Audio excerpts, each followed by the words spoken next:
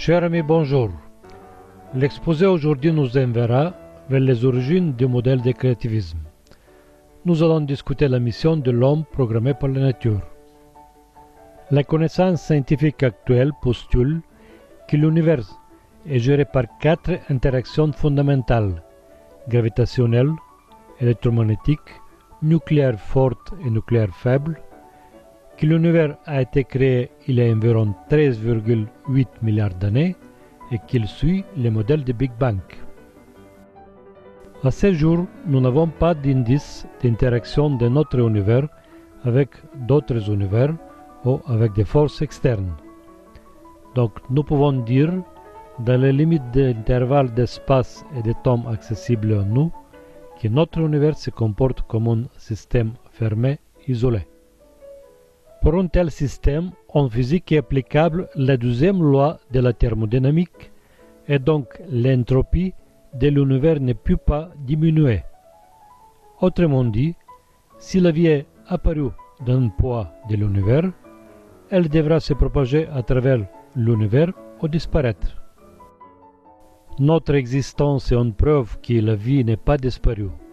Les météorites comportent des molécules biologiques précurseurs de la vie et ils peuvent la propager à travers de l'univers.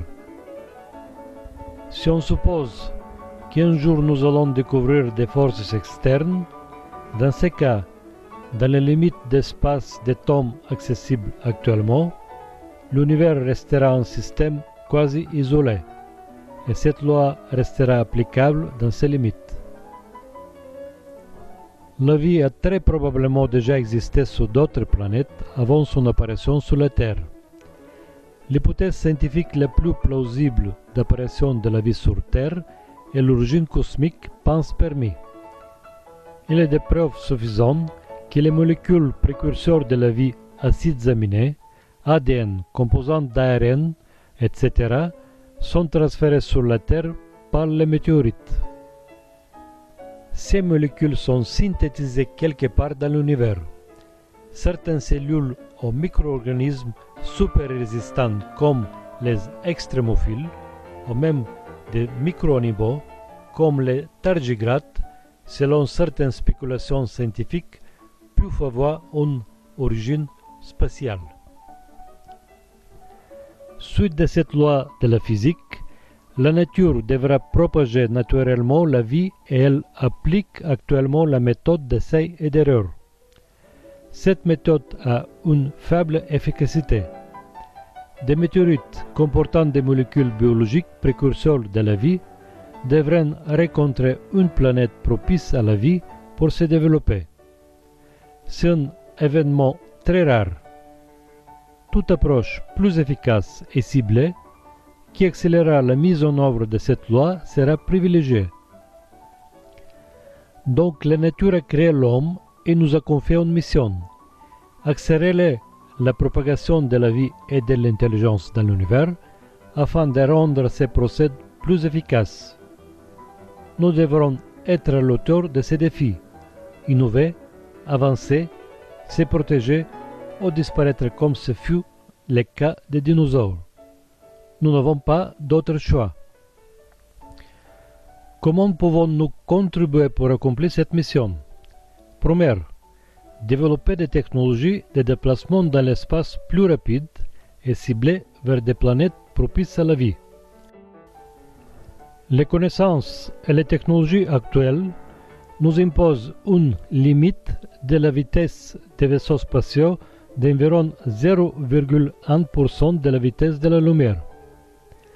Pour aller à l'étoile la plus proche avec cette vitesse, nous aurons besoin de 4350 années. Ça, c'est un obstacle majeur pour la conquête spatiale. Deuxième, cet obstacle peut être contourné si nous développons des technologies d'augmentation de la durée de vie afin de nous rendre immortels. La nature a intégré ça dans notre subconscience et nous pousse à le faire. Ce n'est pas par hasard que nous nous souhaitons toujours de bonne santé et une vie longue. L'immortalité biologique est bien connue en science. Les organismes alternant indéfiniment des cycles de rajeunissement et de vieillissement. Un autre, des organismes ont été réanimés après plusieurs millions d'années, ou de divers organismes sur la Terre ou en mer sont capables de vivre plusieurs milliers d'années.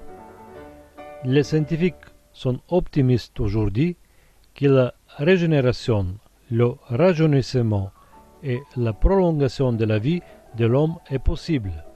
Mais nous ne connaissons pas encore tous les mécanismes et nous n'avons pas encore développé des technologies adéquates. Troisième, trouver des planètes propices à la vie. Est-ce que ça c'est si important? Le temps et l'énergie consacrés à cette tâche peuvent être prohibitifs. Il sera plus raisonnable de développer des technologies de vitalisation des planètes, de les transformer et de les rendre accessibles à la vie, ou de créer des technologies d'adaptation de la vie aux conditions extrêmes. Quatrième, l'homme devra également sécuriser son existence en investissant en recherche de technologies pour défendre la vie et les planètes sur lesquelles elle est installée.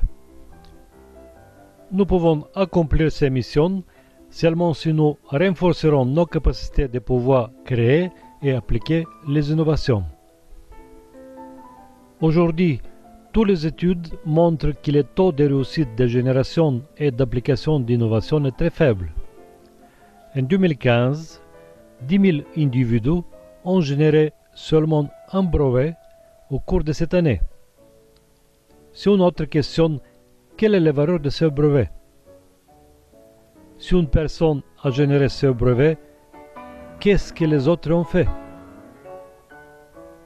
Tout cela signifie que l'organisation actuelle de la société n'est pas à l'auteur d'exigences de la nature.